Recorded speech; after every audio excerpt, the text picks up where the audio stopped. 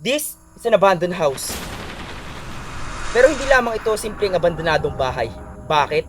Makikita mo lang naman ang abandonadong bahay na ito sa gitna ng kagubatan at nag-iisa dahil wala man lang bahayan sa paligid nito. At sabi rin ng mga local dito ay may nagpapakita daw ditong multo. And as you can see, wala talaga ako ditong kasama tol. Ako lang ang mag-isa kaya ako'y kinakabahan din. Pero as a vlogger, pupunta ako dito sa abandonadong bahay para mag-explore. At syempre, para i-test na rin yung aking takot tolerance. At makikita mo talaga sa abandonadong bahay na ito na matagal nang walang nakatira dahil unti-unti na tong nabubulok. At ang oras natin ngayon para is 6:40 at dito sa abandonadong bahay na to, mag-stay lang naman tayo ng gabi at titingnan natin kung may multo ba talaga. Knock knock. Who's there? Your nightmare. So ayun na par, gabi na. And our time is 9:50 na pa. Mga pinsan ko. Markel. Wala din nila ako sa mata. Nandito yung mga pinsan ko par, nagdala sila ng pagkain. Tapos ito yung loob pre. Tuturo ko kayo mamaya. Ito na. May bike pa. Kitang-kitang ano, luma na yung bahay. The fuck.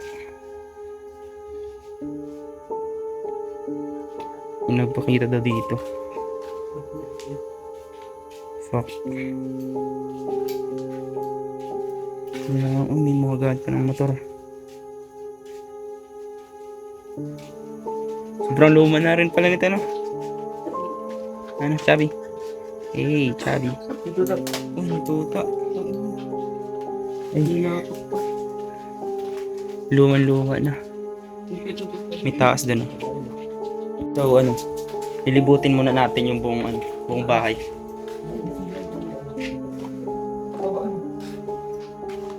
Itong hagdan. Ang creepy par. Sobrang ano. Gabi na par. Bakit na itsura dito? Oops. Hey.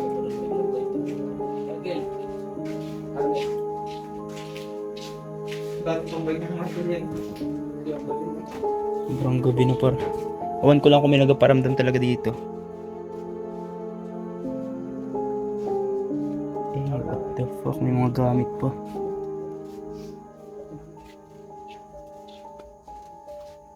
May mga gamit pa nung mga dati nakatira.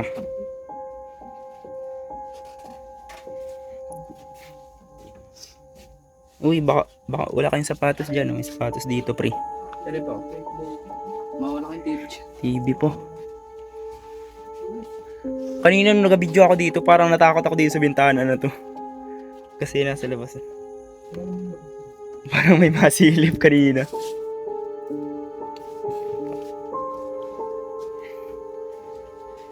Ikaw nung bahay sa gitna ng kagubatan. Lawa pa min. Sobrang luma na. Pero honestly boy, kasama ko dito yung nakatira dito dati. Ano paring Markil? Siya pa rin yung dati nakatira dyan.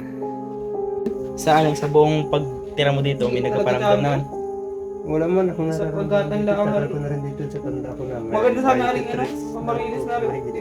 Wala naman. Mga mas matanda pa sa itong bahay. Mas matanda pa sa akin ito naman. Doon ang ilabi. Base sa sinabi ng dati nakatira dito, 25 years ago daw bago to napagawa. At sa pananatili nila dito sa kanilang bahay is wala daw naman masyado silang naramdaman na kakaiba.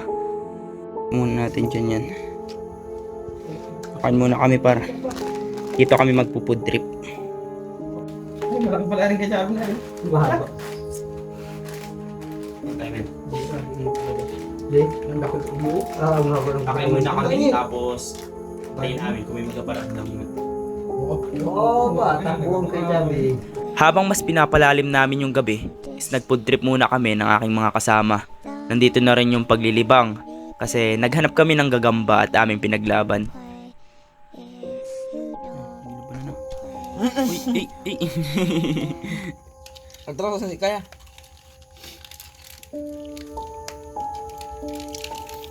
From the red corner, pinitik pero kulang. Chubby. Ano. So, lalabas muna ako guys. Sa loob yung mga kasama ko. Para Challenge ko rin yung sarili ko.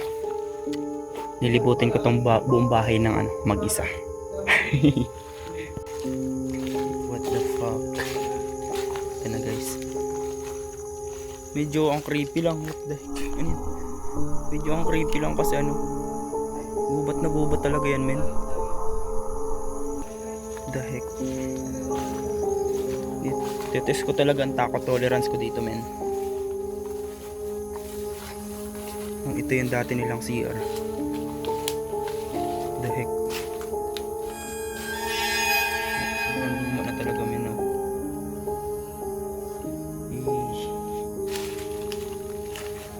Habang nag-e-edit ako, bigla akong may napansin na kakaibang ilaw na hindi ko naman napansin nung actual na nagbi-video ako.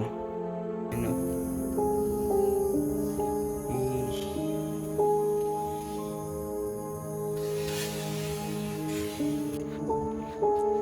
Ating may masilip din.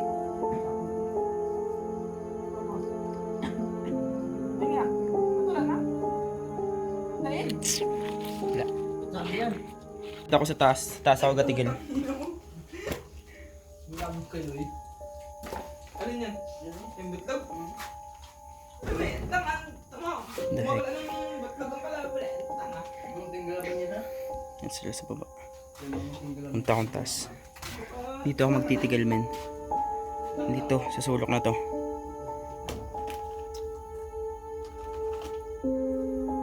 Ano mo? Ang gulap yung aso eh. Sabak, mem.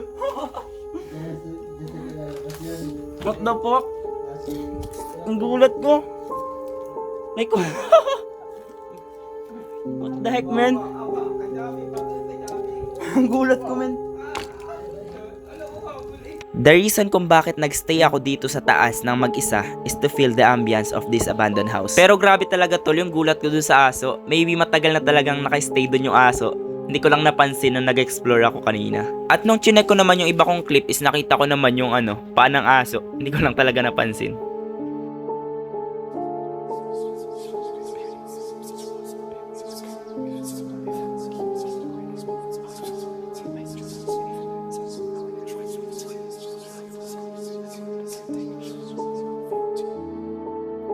Pagkatapos ko magstay sa taas ng mga ilang minuto ay bumaba na rin ako kasi magkukwentuhan daw kami ng kakatakutan.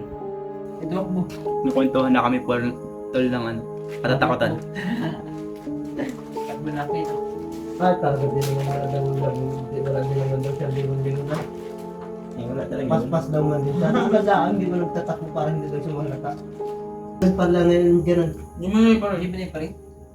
Gemini pa rin. Doon man din yung kami yung baby. Ah, meron doon bata daw talaga? Hindi lang bata. Ay, si Ma'am Aileen talaga boy. Si Ma'am Aileen ang matindi ng paranasan mo. Talaga nakakarga daw sa kanya, hindi napansin. Ha? Bigat daw ng pakiramdam niya tuwing nagaturo doon. Nakakarga daw naman yung bata. Napangbuka. Sa Gemini? Hindi nga doon. Tapos, si Ma'am Cielo. Pero pang estudyante. Sa likod ng building ng grade niya, meron din. Pang estudyante hanggang Pero dati pa daw yun, wala naman doon daw ngayon. Tinanong kami ni ma'am kung nakita namin kung kaklase pa namin yung naiwan na yun. Ay parang yung style daw lang yata ng batang babae, parang grade 2, grade 7 sa tingin niya. Ay wala naman na kami ibang kasama, dadalo na kami parehas pandalaki. Yung nakatakot si Ma'am Cielo talaga. Ang dami daw dati talaga natabunan doon sa school na yun ha. Patay. Ba't daw wala pa nun? Dahil wala na buhay doon.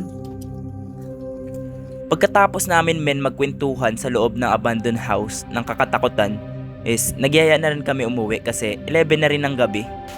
Guys, palis na kami.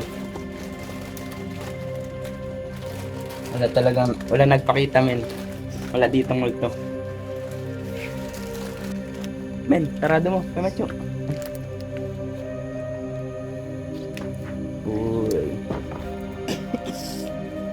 Gusto kami, men. Bakon sa bintana, ay sumili pa. Ay. Alam mo, men, sa pag-explore namin doon sa abandoned house, dapat di naman talaga tayo matakot sa multo. Matakot ka pag iba ng gusto ng crush mo.